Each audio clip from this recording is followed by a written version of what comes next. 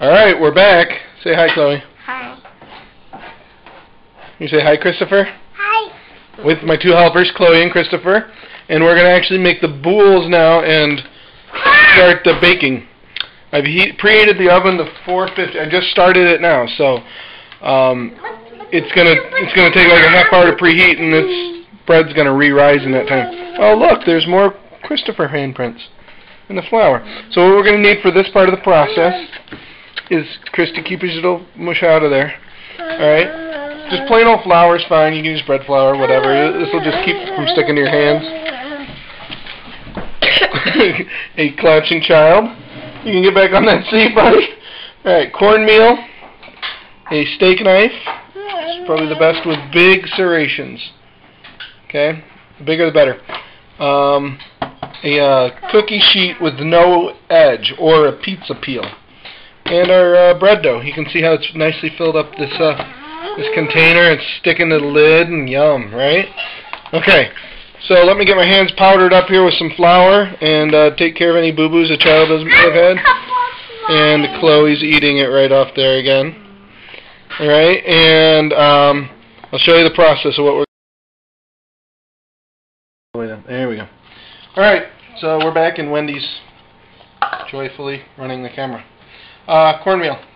What we're going to do is we're going to liberally coat where the bread's going to go on this pizza, on this cookie sheet with cornmeal so it doesn't stick and it slides off onto the pizza stone. That's the other thing I didn't mention earlier. In the oven we have a round pizza stone heating up, preheating with the oven. That'll make this nice and crusty. If you don't have that, woo, okay, well, we made a little mistake. Yay, we can watch that. Why? We can fix that real quick.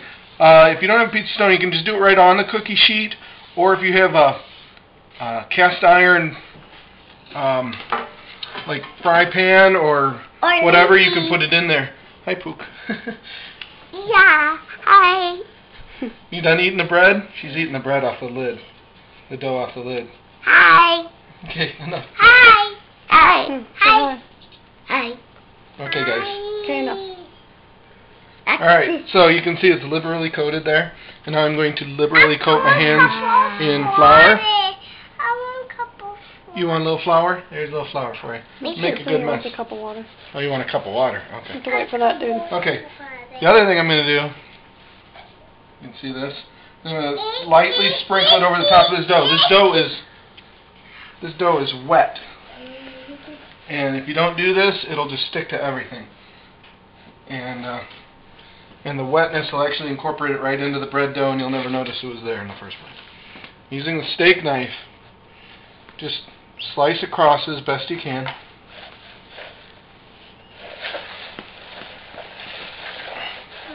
And then just pull it out, and it's, like I said, this is why you get your hands good and floury. It's just a wad mess, right? It's going to start sticking in your hands. Now here's the hardest part probably. But just kind of roll it and then bring these sides under into a little ball. Once you're done there, you're done. Set it right in the middle there. Place a little flour on top.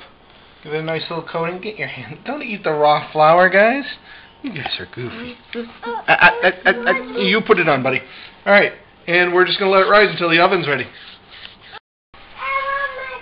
Alright, here's the oven, and we've got the pizza stone in there. We're trying to heat to 450, and we're not quite there. We're about 300. And you see that pan there? We're going to throw water in that, and that's a kind of an optional step.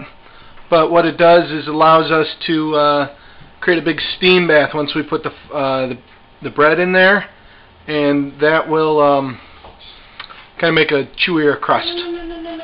We'll be back when it's warm and ready to go. Alright, we're back here with Chloe. Say hi to Chloe. Hi. Hi, I'm feeling And Christopher. not good.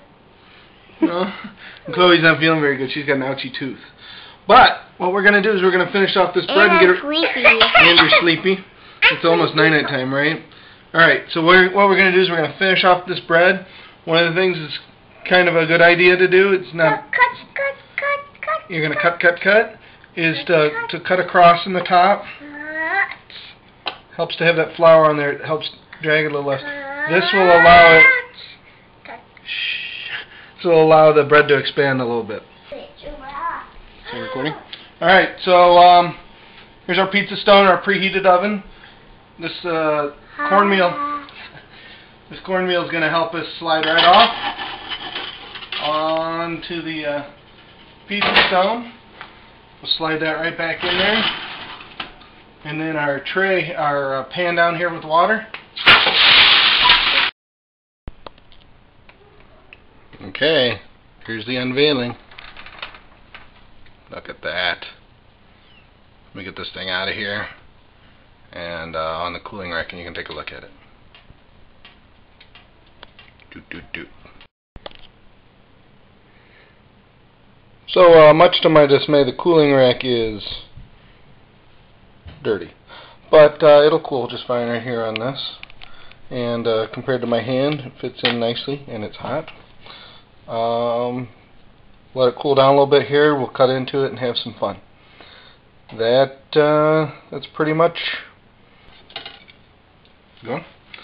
Alright, so we're back here. It's been cooling. It's cool to the touch. Wendy would think that's too hot to touch, but that's the way it is.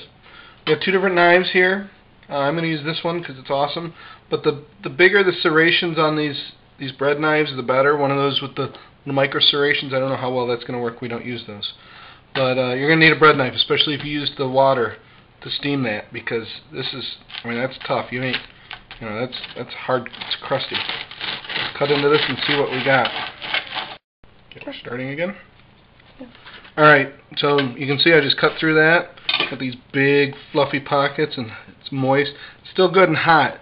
Don't put this in a plastic bag or anything until it's fully cooled if you're going to take it to your neighbors or whatever, because it's still letting out moisture, and it'll kind of get mushy if you put it in a bag. It's kind of odd.